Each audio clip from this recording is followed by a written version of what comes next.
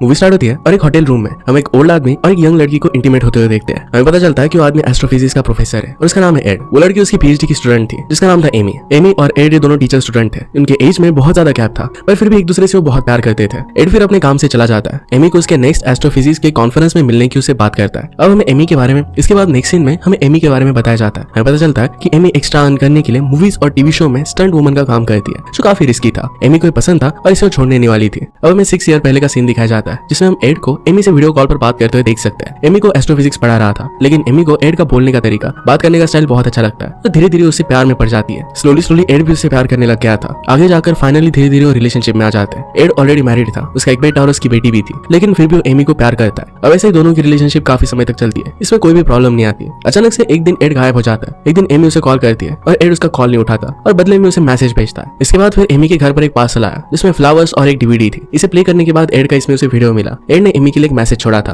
उसने कहा कि मैं तुमसे इतना प्यार करता हूँ कि अगर मर भी जाओ फिर भी तुम्हारे लिए वापस आऊंगा। एमी इन सब बातों से बहुत इमोशनल हो गई। उसे समझ नहीं आ रहा था कि एड ने एक्चुअल में वीडियो भेजा क्यों है। इसके बाद एड का स्ट्रिंग थ्योरी पर कॉन्फ्रेंस होने वाला था। इसके बारे में उसने एमी से भी बात की थी। एड वहां पर आने वाला है। जिस दिन कॉन्फ्रेंस था एमी उस कॉन्फ्रेंस में आती है। कॉन्फ्रेंस स्टार्ट होने से पहले एमी को एड का मैसेज आता है। उसे कहता है तुम कॉन्फ्रेंस छोड़कर चली जाओ। एमी को लगता है कि एड मजाक कर रहा है क्योंकि पूरी कॉन्फ्रेंस एड की ही थी। एड का लेक्चर अटेंड करने के लिए सारे लोग यहाँ पर आए हुए थे। इसे मजाक समझकर एमी वहां से नहीं जाती। कॉन्फ्रेंस फिर स्टार्ट होता है और एक आदमी आकर बताता है कि प्रोफेसर एड की डेथ एक हफ्ते पहले ही हो चुकी है और इसी वजह से हमारे बीच वो नहीं है। हमें उनके लिए प्रेयर करना चाहिए। ये सुनकर एमी के पैरों के नीचे से जमीन खिसक जाती है। वो हैरानी में कॉन्फ्रेंस से बाहर आई और एड को कॉल लगाती है। उसे फिर एक मैसेज आता है जिसे एड ने सेंड किया था। एड कहता है कि मैंने तुम्हें कहा था कॉन्फ्रेंस को अटेंड मत करना। इसके बाद एमी बहुत टेंशन में आ जाती है। एड के बारे में गूगल करने लग जाती है। उसे अलग अलग आर्टिकल सर्च करने के बाद पता चलता है कि एड की एक हफ्ते पहले डेथ हो चुकी है। इस बात से वो बहुत ज्यादा सरप्राइज हो गई थी कि अगर एड की डेथ हो चुकी है तो उसे मैसेजेस कौन भेज रहा है। इसका आंसर उसे बहुत जल्दी मिलने वाला था। अब एमी को एड का मैसेज आता है जिसमें उसे उसके घर पर जाने के लिए कहता है। ये आउट ऑफ टाउन था। एमी फिर वहां के लिए निकल जाती है। एमी एड के घर पर पहुंची और वहां पर उसके डॉटर से बात करने की कोशिश करती है। इसके लिए आसान नहीं था इसलिए वो बात नहीं कर पा रही थी लेकिन एड की डॉटर उसे पहचान लेती है। वो कहती है कि तुम तो वही लड़की हो जिसका डैड के साथ अफेयर चल रहा था। इस बात से एमी को बहुत ही अनकंफर्टेबल लगता है। एमी फिर एड के बारे में काफी कुछ पता चलती है। उसके लॉयर के पास जाती है। लॉयर उसे एक एनवेलप देता है। लॉयर कहता है कि एड ने मरने से पहले बनाया था और कहा था कि तुम्हें देना है। अब एमी उसे घर लेकर वापस जाती है। उस एनवेलप में उसे और कुछ डीवीडी मिली जिसे एड ने मरने से पहले रिकॉर्ड किया था। वीडियो में फिर एड एक्सप्लेन करता है कि उसने एमी को इस सब के बारे में क्यों नहीं बताया। एड एक बीमारी से काफी समय से सफर कर रहा था। उसकी डेथ होने वाली थी और ये बात बताकर वो एमी को दुखी नहीं करना चाहता था इसलिए उसने अकेले ही जाने का फैसला किया। एड ये भी कहता है कि मैंने सारे मैसेजेस और रिकॉर्डिंग पहले रिकॉर्ड करके रखे हैं। टाइम टू टाइम एमी तक ये सब आते रहेंगे। जब तक एमी उसे भुलाकर उसकी यादों को भुलाकर अपनी जिंदगी में आगे नहीं बढ़ जाती तब तक ये मैसेज उसे आते रहेंगे। अगर एमी मूव ऑन हो जाती है तो 11 बार अपना नाम इस नंबर पर सेंड करते हैं और इसके बाद ये सब मैसेजेस आना बंद हो जाएगा। एक्चुअल में एड को पता था कि एमी उसे बहुत प्यार करती है और एड के जाने के बाद उसे बहुत बड़ा झटका लगेगा। उसकी डेथ से उसकी लाइफ बर्बाद हो सकती है इसलिए एड ने पूरा सिस्टम बनाया था। एमी को अपने जाने के बाद भी लाइफ में आगे बढ़ने के लिए मदद करना चाहता था। एड ने एमी की स्टडी सिलेबस से रिलेटेड वीडियो भी बनाई थी जो कि उसे आगे पीएचडी में पास करने में मदद कर सके।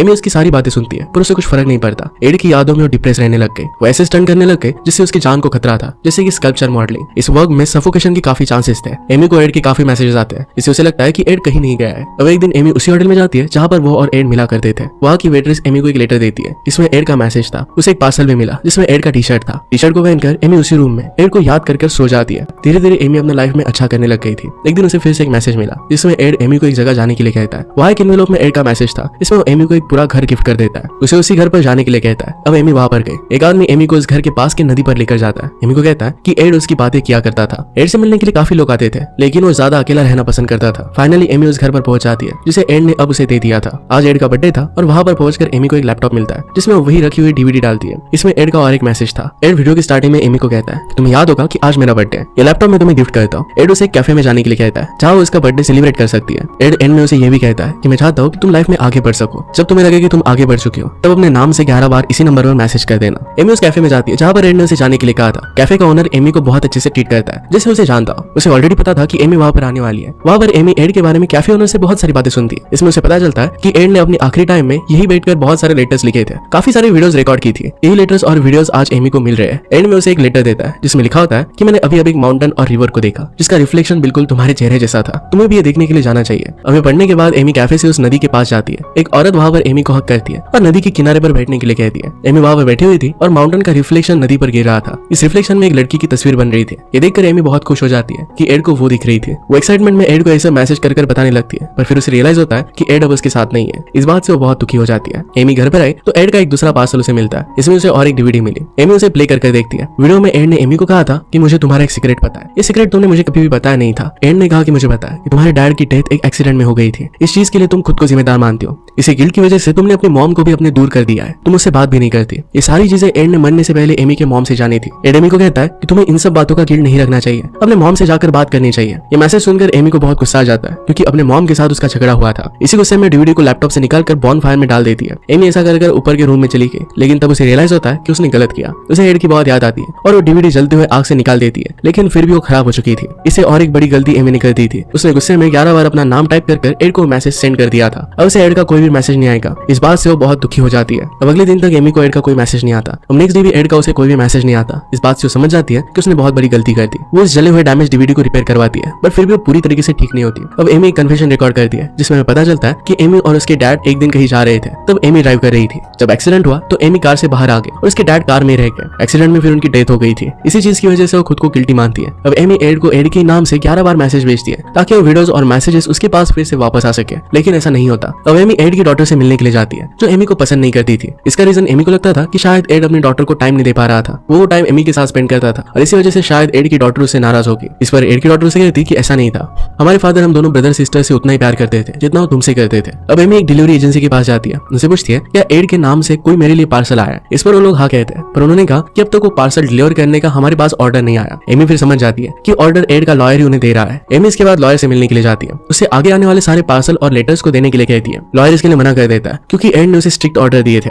लॉयर कहता है कि भले ही अब एड जिंदा ना हो, पर उसने जो भी इंस्ट्रक्ट किया था वो सिस्टम वैसे ही चलेगा। जब तक उसे ऑर्डर नहीं मिलता तब तक उसे आगे लेटर्स नहीं भेज सकता। अब एमी दुखी होकर वहां से जाने लग जाती है। एड अपने लास्ट टाइम में क्या कर रहा था ये उसे पता चलता है। वो क्रैब नेबुला नाम के एक स्पेस इवेंट को देख रहा था। एमी भी उसे देखने के लिए जाती है। तभी वहां पर एड की डॉटर को उसे कॉल आता है, उसे मिलने के लिए बुलाती है। डॉटर ने उसे कहा कि अब मैं तुम पर गुस्सा नहीं हूँ। उसे अपने फादर का प्यार समझ में आया। आखिर में उसे कैम रिकॉर्डर देती है। ये कैम रिकॉर्डर एड का था। इसे लेकर एमी घर पर आई। एमी ने रिकॉर्डर में चेक किया पर उसे कोई भी वीडियोस या फोटोज नहीं मिलती। अब एमी उसके एक फ्रेंड से मिलती है। उसे बताता है कि एड अपने लास्ट समय में एक सिस्टम बना रहा था जिससे वो हमेशा जिंदा रह सके। ये सब एड का करना उसके फ्रेंड को सही नहीं लगा था, इसी वजह से उसने एड को सपोर्ट नहीं किया। इसके बाद फिर एमी वापस एड के पेरिस के घर पर आ जाती है। उसे लग रहा था कि शायद एड की वहां पर कोई लेटर्स या फिर उसकी कोई डायरी मिल जाए, लेकिन ऐसा होता नहीं। उसे वहां पर बोट वाला आदमी एक पर्स देता है जो एक दिन एड के हाथ से गिर गया था। एमी को उसके अंदर कुछ मेमोरी कार्ड्स मिले। एमी ने जब उसे एक्सप्लोर किया तो एड की उसे काफी सारी वीडियोस मिली। ये वही वीडियोस थी जो एड ने एमी के लिए रिकॉर्ड की थी। इसमें कुछ मिस्टेक्स की वजह से वो वीडियो एड ने वापस रिकॉर्ड की थी। इन वीडियोस में एमी देख पा रही थी कि अपने लास्ट टाइम में एड काफी कमजोर हो गया था। उसे छोटी छोटी चीजें याद नहीं आ रही थी। इतनी मुश्किल में भी वो वीडियोस बना रहा था।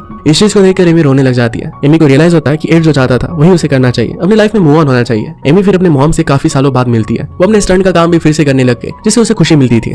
ऐसे एक दिन एमी जब अपने घर पर आती है तो उसे पता चलता है कि वहां पर चोरी हो गई है। वो टेंशन में आ जाती है। तब उसे एड की लिखी हुई एक डायरी मिलती है। इसमें एक ब्लैंक पेज पर पेंसिल से लिखने का प्रेशर था। इसे एमी ने पेंसिल से रब कर पढ़ा। उसे पता चलता है मैसेज और लेटर वापस आने के लिए उसे 10 बार एड का नाम टाइप कर सेंड करना है और कुछ समय बाद एड के मैसेजेस उसे आने लग गए। एमी इस बात से बहुत खुश हो जाती है। एड के हर एक मैसेज का वीडियो रिप्लाई कर भेज देती है कि एड की बातों से उसने क्या सीखा। अब एमी की मॉम उसे एक लेटर देती है जो एड का ही था। उसमें एमी को उसने एक लाइब्रेरी में जाने के लिए कहा था। वहां पर पहुंचकर एड का एक वीडियो आता है जिसमें वो कहता है कि उसने कल एक सपना देखा था। इसमें कई दूसरे यंग लड़के एमी के पीछे जा रहे थे। एमी उन्हें रिस्पॉन्ड नहीं देती। एड को इस बात से रियलाइज हुआ था कि एमी को मूव ऑन करने के लिए किसी और के साथ रहना चाहिए, उसे भी अपने लिए पार्टनर ढूंढना चाहिए। इसके रिप्लाई में एमी कहती है कि तुम एक इडियट हो, अपने लास्ट समय में तुम्हें वीडियो नहीं अपनी फैमिली के साथ टाइम स्पेंड करना चाहिए था। इसके बाद उसे एड का और एक लेटर आता है। इस लेटर में एड उसे अपनी स्टडी पर ध्यान देने के लिए कहता है। एमी बिल्कुल ऐसा ही करती है। एमी एड ने बनाए हुए स्टडी के वीडियोस को देखती है और इससे अपना पूरा स्टडी का सिलेबस पूरा हो जाता है। एमी अच्छे ग्रेड से पीएचडी पास कर लेती है। एमी अपने अचीवमेंट से बहुत खुश थी और उसे मिलने के लिए एड की डॉटर और उसका ब्रदर भी आता है। इससे एमी और भी ज्यादा खुश हो जाती है। एमी को एड का मैसेज आता है जिसमें उसने एमी को पीएचडी पास करने की खुशी में एक गिफ्ट देने का वादा किया था। जब एमी एड के लॉयर से मिलने के लिए जाती है तो उसे पता चलता है कि एड ने एमी के नाम पर उसकी इटली का घर कर दिया था। इसके साथ उसके लॉयर ने उसे एक वीडियो टेप भी दी। उस वीडियो में एड ने अपना चेहरा नहीं दिखाया था क्योंकि अपने लास्ट डेज की वीडियोस थी। इसमें एड एमी से प्यार की बातें करता है और आखिरी बार अलविदा कहता है। अब इसके बाद कोई भी एड का दूसरा वीडियो एमी के लिए नहीं बचा था। ये देखकर एमी बहुत इमोशनल हो जाती है। अब एमी फिर से अपने शहर जाती है जहाँ एक स्टैचू का शोकेस चल रहा था। ये स्टैचू एमी के रोने की वजह से खराब हो गया था, फिर भी अच्छा लग रहा था। इसमें मॉडल एमी ही थी। वहाँ बाहर आकर एमी जॉन से मिलती है। ये वही था जो एड को वीडियोस और लेटर भेजने के लिए मदद कर रहा था। वो एमी को डेट के लिए पूछता है। एमी अपने सपने में जिस लड़के के बारे में बात कर रहा था ये वही था। एड को एमी के लिए लड़का पसंद था। एमी भी फिर इस बात के लिए हाँ कह देती है। वो भी अपनी लाइफ में अब नई शुरुआत करना चाहती थी। इसी के साथ मूवी एंड हो जाती है। अगर आपको एक्सप्लेनेशन अच्छा लगता है तो प्लीज लाइक और कमेंट जरूर कर दीजिएगा। बहुत सारी मूवीज लेकर आता रहता हूँ तो प्लीज चैनल को सब्सक्राइब कर दीजिए और बेल नोटिफिकेशन आइकन मत भूलिएगा। हम फिर से मिलेंगे और इन मूवी के साथ। तब तक के लिए थैंक यू और आप अपने आप